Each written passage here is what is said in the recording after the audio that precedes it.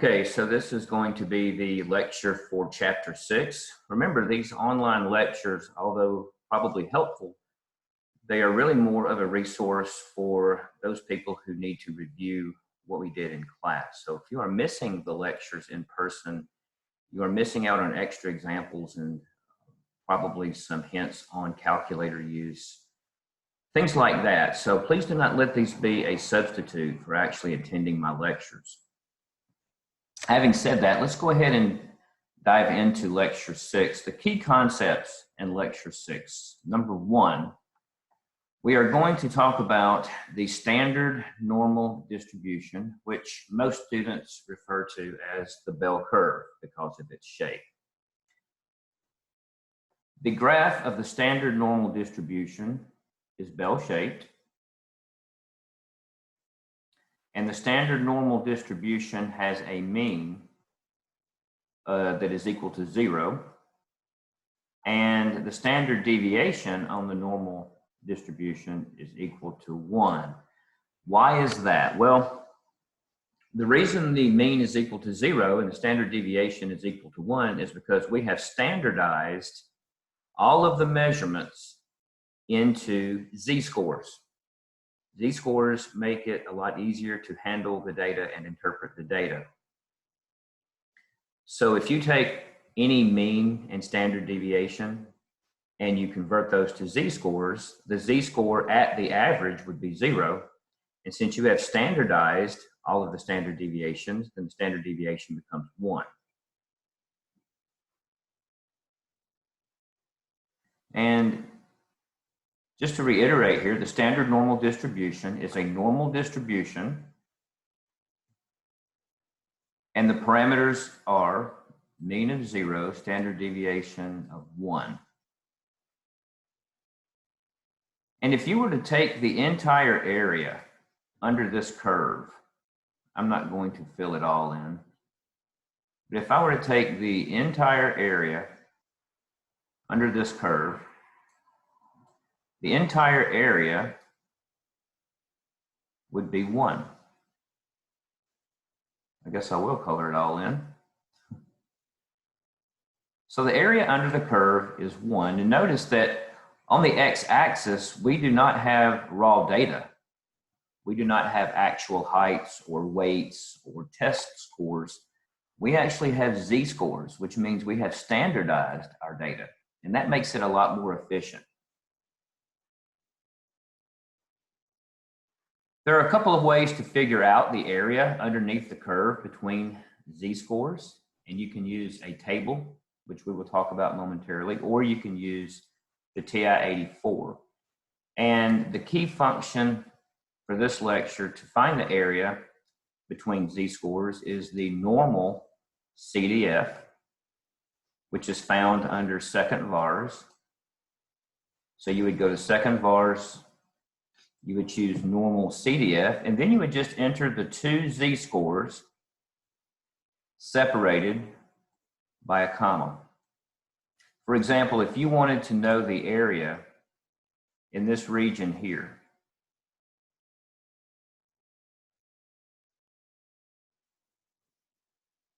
if we use the calculator, we would just say second vars, and we would enter the z-score on the lower end, comma, and then we would enter the z-score on the upper end.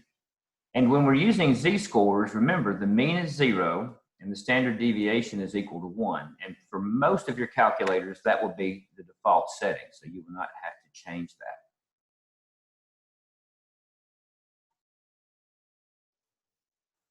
Let's look at example 1. Example 1 is asking us to find the area that would be below a z-score of 1.27. Notice if you use the table in this book, this table will always give you the cumulative area to the left. Let me give you a word of caution. If you happen to print a z-table from a different author's textbook, let's say you go online and you want to print a z-table, not all of them happen to give you the area to the left. Some will give you the area to the right. Make sure that you follow the legend at the top, right? Make sure you understand how that particular table works. So this one is going to give us the area from the left, which is fine because we're looking for the area below a z-score of 1.27, and since we're saying below, that would be to the left. If you use the table, this is how you find 1.27. First, you're going to go down the column, and notice we have a column that's divided into tenths. 1.27 is going to be 1.2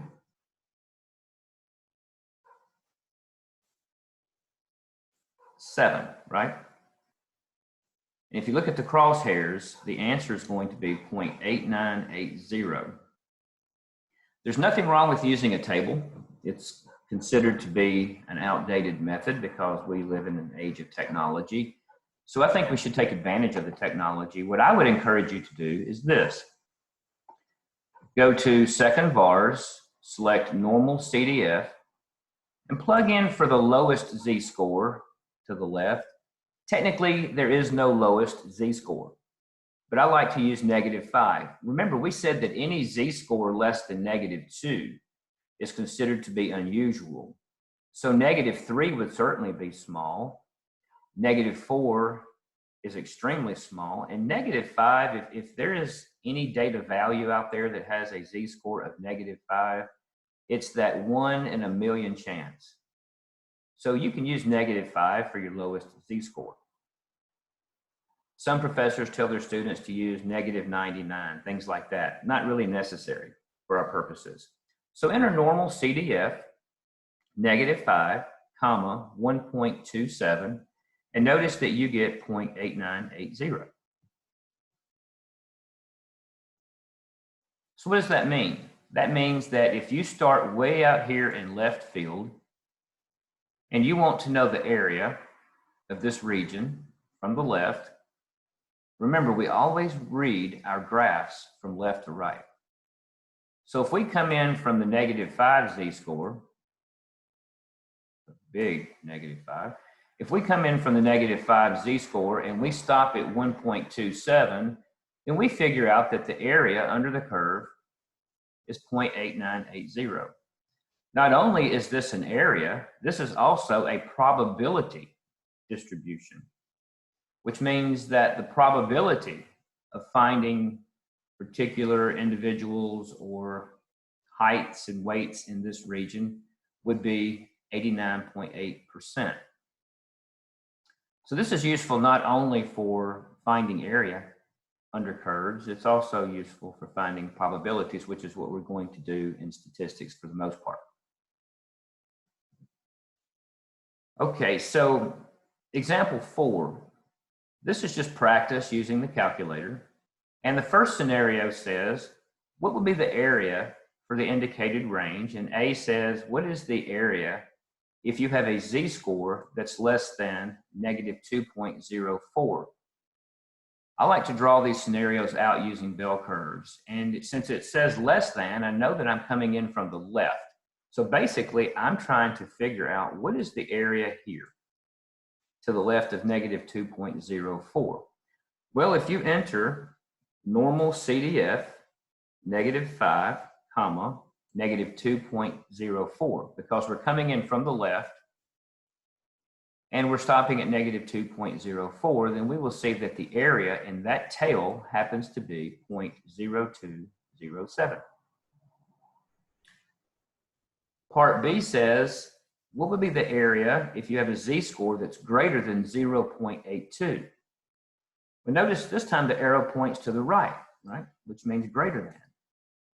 Basically, we want to know what is the area in this tail. So we're starting on the left, right? We're starting at 0.82 and we're moving to the right forever, and we're going to use that really high z-score of 5. So we will put in normal CDF, 0.82. That's our left value. We will put 5 in for the right value, and we see that the answer is 0.2061. Excuse me. Part C, Z is less than 1.96. Again, if it's less than, then we're coming in from the left side. This would be a crude graph of what's going on. We're looking for that area. And since we're coming in from the left, we're going to use the -5. We're going to stop at 1.96. That's going to give us a normal CDF -5, 1.96, which gives us 0.9750. Part D.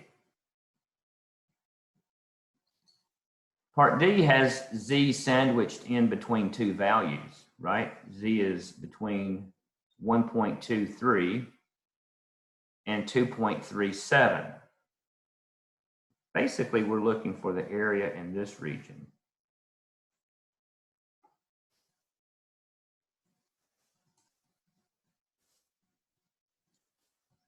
Coming in from the left, we are at 1.23. Normal CDF, 1.23 for the left value, 2.37 for the right value, which gives us an area of 0.1005.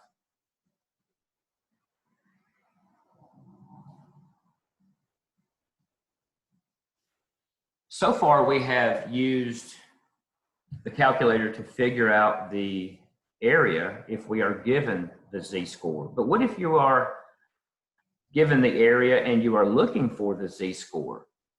For example, if you are told that the area underneath the normal curve happens to be 0.95. We know this area is 0.95, but I would like to know what is the Z-score that leads up to that.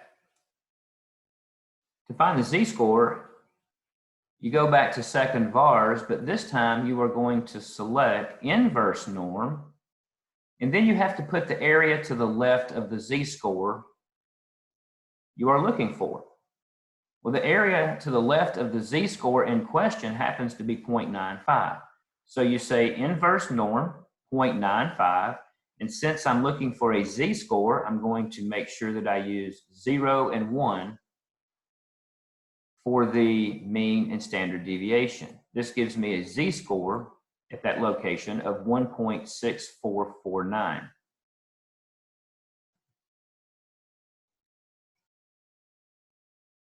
Example 6. Find the area between -1.96 and 1.96. Here's sort of a crude drawing of that scenario. If we are looking for the area between -1.96 and +1.96, we will do normal CDF, -1.96, comma 1.96,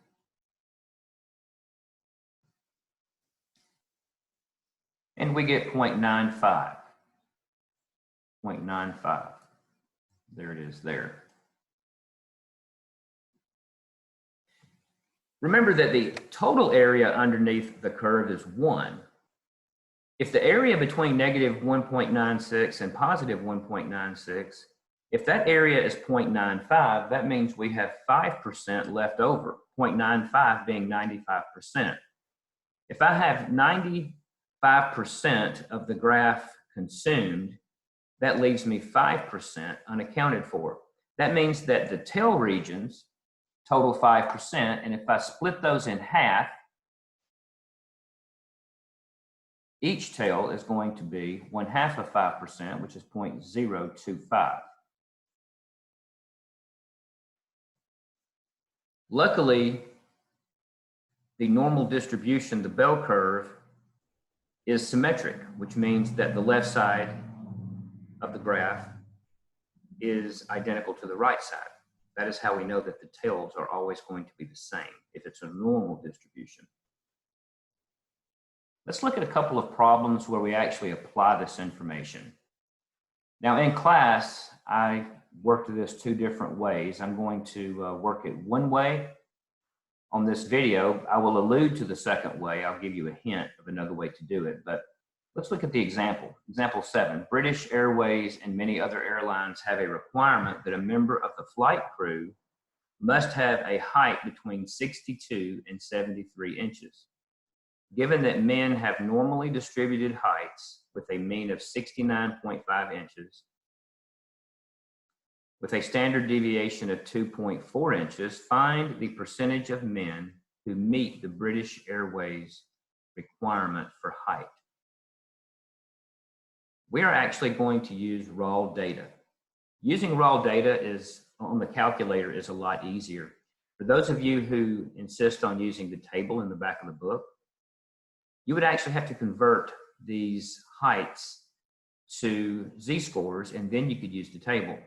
But with the calculator, you do not have to convert the heights into z-scores. You can just put the raw data straight into the calculator. Well, I'm looking for the percentage of men who actually fit the description, right? What percentage of men have a height that's greater than 62 inches and less than 73 inches, given that the average height for a man is 69.5 inches with a standard deviation of 2.4 inches. We're going to go back to our friend, the normal CDF. Coming in from the left at 62 and maxing out at 73, we're just going to do normal CDF, 62, 73. Since these are raw data scores and not z-scores, we're not going to use 0 and 1, right? For the mean and standard deviation. We're using the raw data values, which means I have to put in 69.5 for the average and 2.4 for the standard deviation, and that gives us 0.9267. So what does that mean? It means that 93% of all men actually meet the British Airways requirement for height. Again, we could have found the z-scores for the 62 and 73, and then we could have used normal CDF on the z-scores. The last example involves the central limit theorem. I will let you study the aspects of the central limit theorem on your own. I'm just going to do a quick application. We have a situation with jet ejection seats on example 8. Jet ejection seats modified for women must meet certain height requirements. Given that the population of women is normally distributed, according to weight, with a mean of 143 pounds, and a standard deviation of 29 pounds, we want to find the probability that if one woman is randomly selected, what is the probability that her weight would actually exceed 150 pounds? Notice this is an individual person being selected.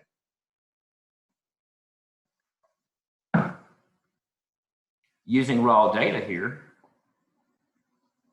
we have a scenario. I'm looking for the probability that a woman would actually be in this range, a range that has a weight that's greater than 150 pounds if the average is 143 with a standard deviation of 29. Using the raw data, we simply say normal CDF, 150, 500. Where did the 500 come from? Well, remember that when we use z-scores, we chose 5 because we know that 5 is a high z-score. Since I'm using raw data, I need to come up with a weight that would pretty much account for every woman. I think it would be extremely difficult to find a woman who weighs more than 500 pounds. So I think that's a safe number. I would not use 100 pounds. Obviously, there are plenty of women who weigh more than 100 pounds, 200 and 300. I'm sure you can find some out there that weigh 300, but 500 would be, a woman weighing 500 would be very difficult to find if she exists at all. I could have used 1,000, 10,000, but I try to be reasonable. 500 in this case will work. So I use 500 as the maximum weight. And then of course I've got the mean and standard deviation. Since I'm using raw data, I will put the 143 and the 29 in there. And that gives me 0.4046. That means that 40.46% of the women's weights will exceed 150 pounds.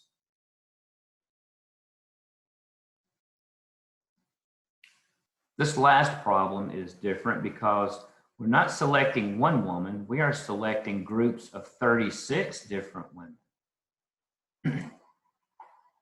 So imagine that you are doing some sort of analysis and you want to randomly choose 36 women. Let's say you choose 36 women on Monday and 36 women on Tuesday, and you do this over the course of several days. And you weigh all of the women in the groups and you get a group average. You have an average for the Monday group, an average for the Tuesday group, and the Wednesday group, and so on. And you want to know what is the probability that the group's average weight exceeds 150 pounds. Because every group will have an average weight, right? You would actually weigh all 36 women each day, and then you would divide by, you would weigh the women, you would add up the totals, and then divide by 360, and you would have an average weight for the group of 36. Well, what's the probability that a randomly selected group of 36 women would have a mean weight that exceeds 150 pounds? The calculation is a little different for groups, but it's only different by the standard deviation. If you're doing group samples, the standard deviation that you would put into the calculator has to be divided by the square root of n. Luckily, we have 36 women, and we know that the square root of 36 is 6. When we go back and put this information into the calculator, we're going to say normal CDF 150, because that's our beginning point on the weight scale. Still going to use the 500 as the maximum weight. 143 is still the average, which is good.